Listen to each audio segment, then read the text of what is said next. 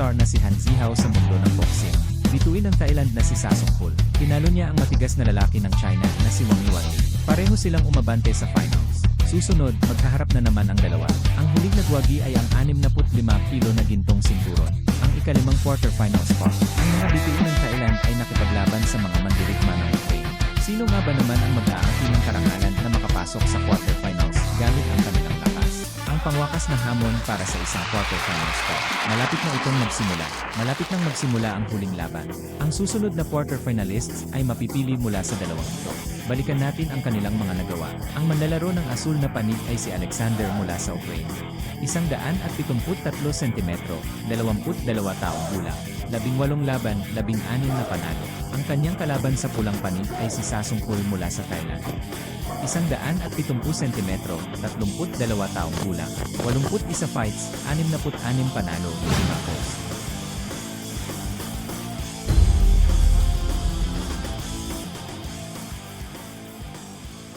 Ang referee para sa laban na ito ay si Engs Panghongtao.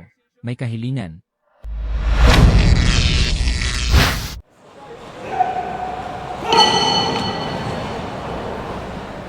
Kumusta, mahal na mga manonood? Maligayang pagdating sa EMEA Legend World Fighting Championship. Ito ay isang labanan para sa quarterfinals sa kategoryang 60 kilo. Alexander Sasongkul. Sina Alexander at Sasongkul ay may 1-0 taong agwat ng edad. Si Sasongkul ay isang veterano ng Muay Thai na may halos 100 laban.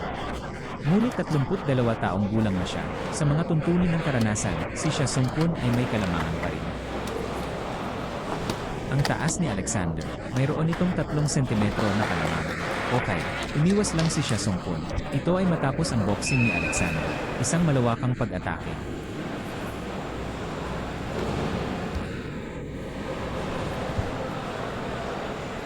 Pareho rin silang nakikipaglaban sa Muay Thai. Labis na nakatago si Gao Xiao.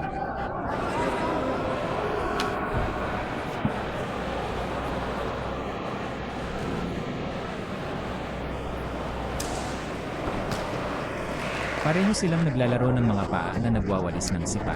Ngunit ang kanilang mga estilo ng pagwawalis ng binti ay ganap na naiba. Tingnan natin ang mataas na pagwawalis ni Sasongkul.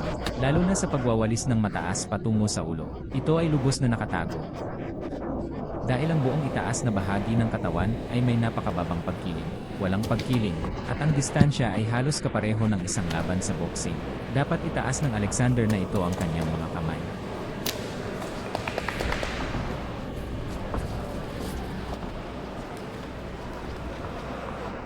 Sa kanyang pag-urong, patuloy na ginagamit ni Sasongkul ang kanyang mga pamamaraan sa binti.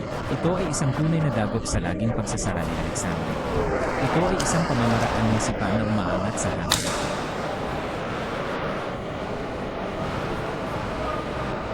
Para sa solong suntok na pag-atake ni Alexander, pag-iwas at pag-iwas sa pag-urong ni Sasongkul.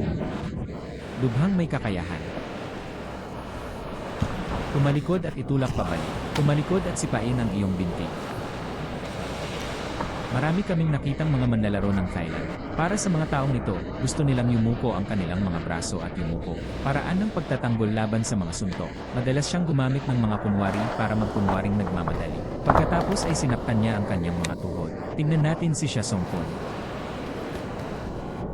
Sa katunayan, napakabilis ng reaksyon. Veterano talaga siya. Ginawa ng veterano ang kanyang pagkilos. Makikita mo talaga ito sa iyong katawan.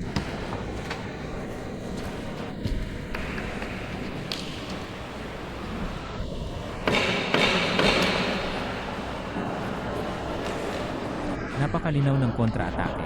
Ang counter-attack na ito ay isang counter na may flat hook bago ang counter. Sa mga tuntunin ng mga pamamaraan ng boxing, mas malakas pa ang mga suntok ni Sasongkul. Kailangan mo i-chisel ito ng ganito. At malinis ang suntok ni Alexander. Malakas na pagpapatuloy. Ito ay napakamagkakaugnay at malutong.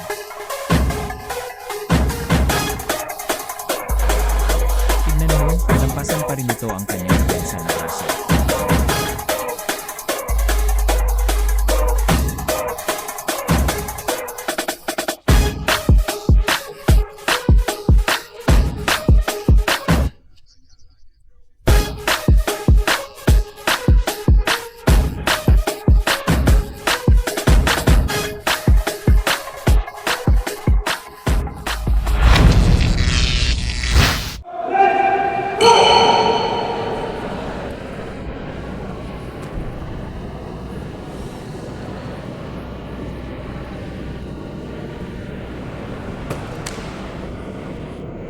bilis ng pag-atake ni Alexander. Isang backup na plano. Isa pang backup na plano para sa counterattack. Sa puntong ito, kumusta naman si Xia Songkun? Hindi siya nagmamadali sa pag-alis ng mga lubid. Ngunit nakita namin ang maraming lokal na mandirigma ng Muay Thai. Sa halip, mas ginamit nila ang lubid. Umasa sa lubid na ito, ilapat ang taktikang lubid na ito.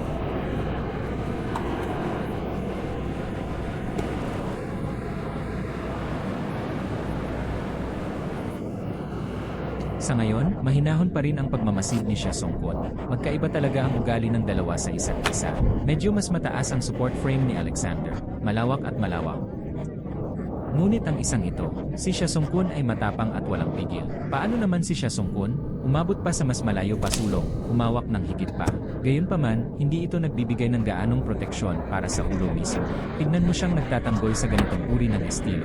Ang kanyang katawan ay nakaback up sa pamamagitan ng isang lubid. Sa ganitong paraan, kapag si Alexander ay umaatake na may mga suntok, maaari niyang sandalan ang kanyang likod ng walang pagpipigil. Sa katunayan, ito ay tulad ng taktikang nagbubuklod ng lubid. Medyo katulad ito ng paggamit ng mga kulungan ng mga paligsahan ng disenyo. Paggamit ng gilid ng hawla, ang mga taktika sa gilid ng hawla ay pareho. Talagang napakalamig ng malawakang sipa ni Xia Songkun.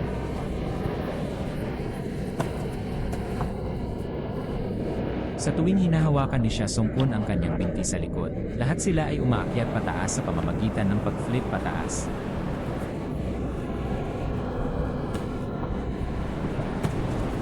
Okay, ito ay isa. Sa katunayan, napakahirap para kay Alexander na lumapit. Dahil sa tuwid na linya ng sipa ni Xia Songkun, napakahusay na kontrol sa distansya, at ito ay napakatumpak. Ang EMEA Legend Tournament ay ginaganap tuwing Martes ng gabi. Ipinalabas ito sa Sichuan Niu. Narito kami, Tencent Video. Mayroong isang nakalaang seksyon na nakatuon sa EMEA Legend. May mga nakaraan na tugma. Lahat ay kayang gawin ito. Natagpuan sa pamamagitan ng Tencent Video Search.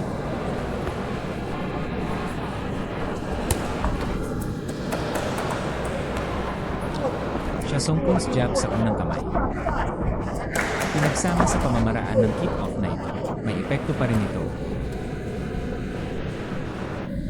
Sa puntong ito, medyo mas mabilis ang takbo ni Alexander. Ngunit hindi makagalaw si Alejandro sa utos. Ang mga resulta ay hindi gaanong maganda. Ngunit sa puntong ito, tila bumabagal ang takbo. Parang ang ritmo ng dalawa, nagawa ni Xia Songkun na putulin ang streak ni Alexander sa tamang sandali. Ang ritmo ng pag-atake.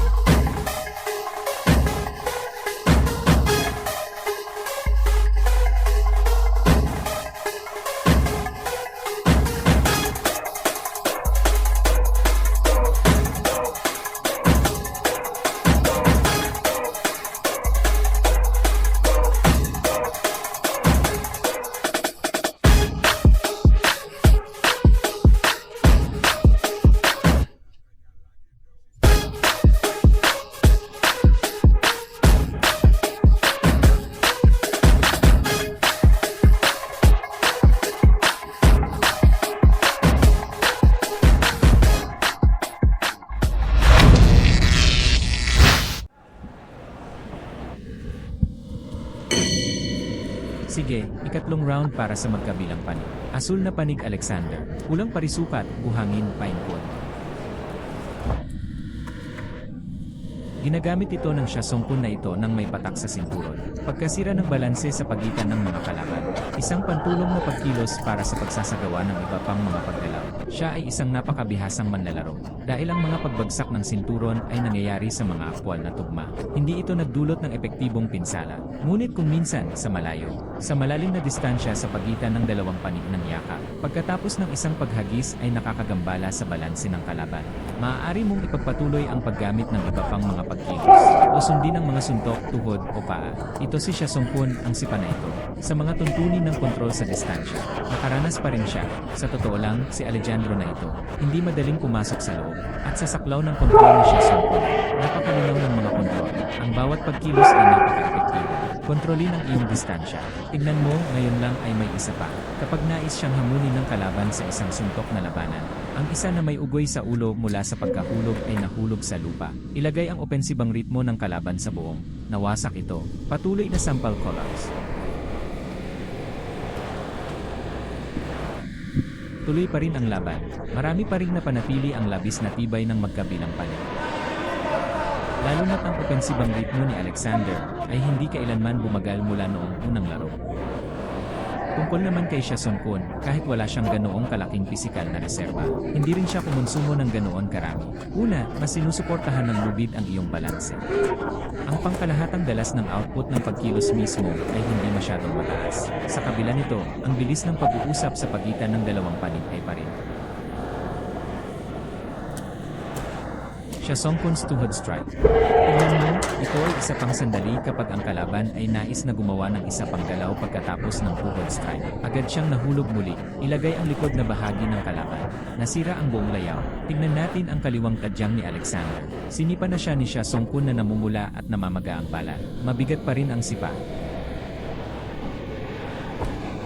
Sunod-sunod na front jab blocks.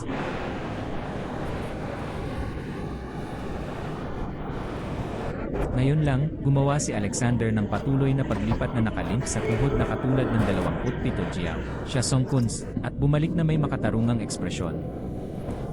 Bumalik sa kanyang sariling landas. Dapat ang tinutukoy ko ay si Jason Kun. Sa mga atleta ng Thailand, parehong medyo komprehensibong teknolohiya. Hindi siya nag-iisa. May mga sipa, malawakang sipa, at pag-atake ng tuhod. Ang kanyang forehand jab ay lubos na bihasa. Depende sa sitwasyon sa laban.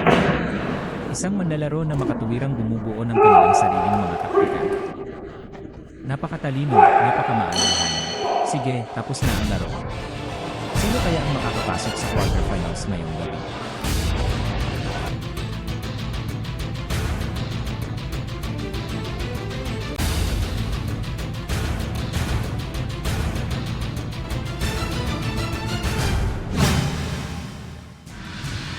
Kinalabasan ng paparating na peak showdown na ito. Ano ang mangyayari? Sino kaya ang makakapasok sa quarterfinals?